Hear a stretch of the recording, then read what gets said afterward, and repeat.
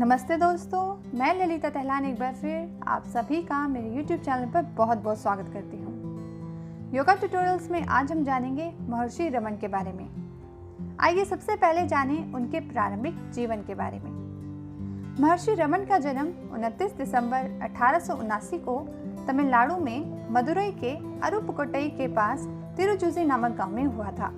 उनके पिता का नाम सुंदरमैयर और माता का नाम अलगम्माल था। उनके माता पिता शिव के प्रबल भक्त थे और अपने बालक को शिव का वरदान मानते थे। आइए जानें उनकी शिक्षा के बारे में। बचपन में उन्हें किसी भी प्रकार का कोई आध्यात्मिक अनुभव नहीं था।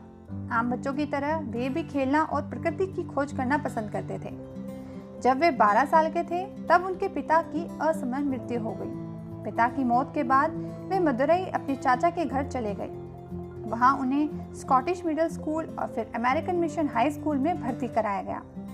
उनकी स्मरण शक्ति इतनी उत्कृष्ट थी कि जिस भी विषय को वे एक बार पढ़ लेते उसे लंबे समय तक याद रख सकते थे।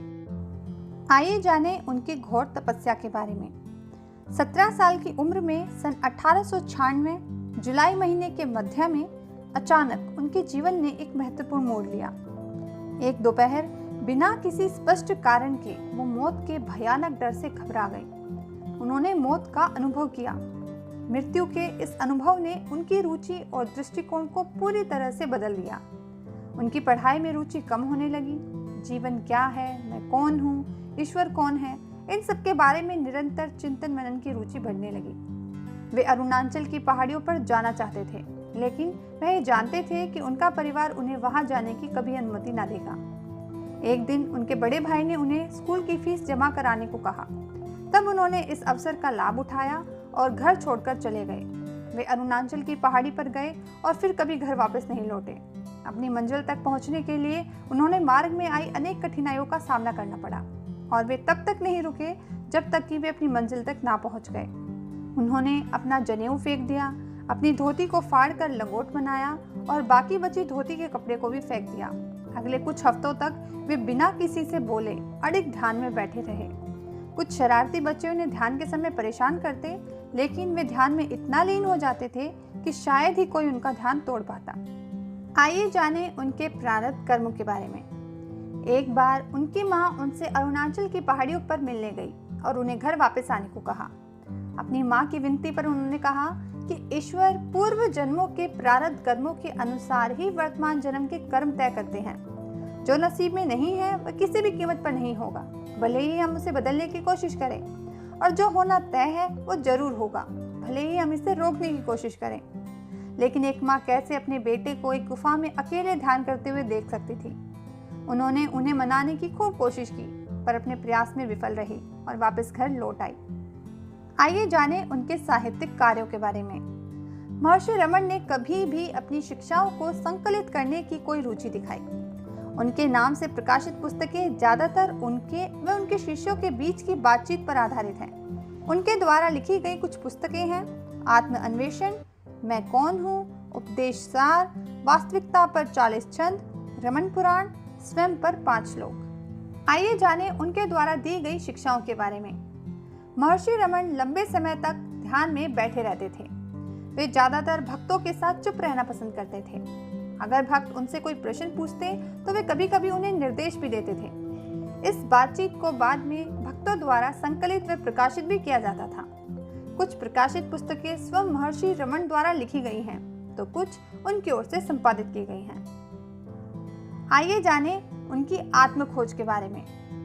डेविड गॉडमैन ने महर्षि रमन के अनुसार आत्म शब्द का अर्थ बताते हुए इसे गैर व्यक्तिगत और सर्वसमावेशी जागरूकता कहा है।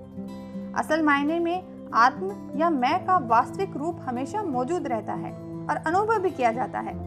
यदि कोई व्यक्ति हमेशा बाहरी विषयों के बारे में सोचता रहता है तो वह खुद को नहीं जान सकता, और जब उसे आत्मज्ञान होता है तो वह आत्म साक्षात्कार की अनुभूति करता है। उनके अनुसार आत्म खोज के माध्यम से ही आत्म जागरूकता हासिल की जाती है। आइए जानें उनके द्वारा बताए गए मौन के महत्व के बारे में। महर्षि रमन स्वयं मौन रहने के महत्व से अवगत थे, इसलिए उन्होंने भक्तों के साथ लंबा मौन रखा। उन्होंने इस बात पर जोर दिया कि मौन धारण करने से व्यक्ति को आत्मज्ञान प्राप्त करने की प्रेरणा मिलती है। मौन अज्ञान को दूर रखता है और आत्म अनुभूति का पालन करता है। एक बार एक भक्त ने महर्षि रमन से उनके लंबे समय तक मौन रहने का कारण पूछा। इस पर महर्षि रमन ने कहा कि मौन ही सत्य है, यह असली उपदेश है, यह केवल उन्नत साधकों द्वारा ही समझा जा सकता है।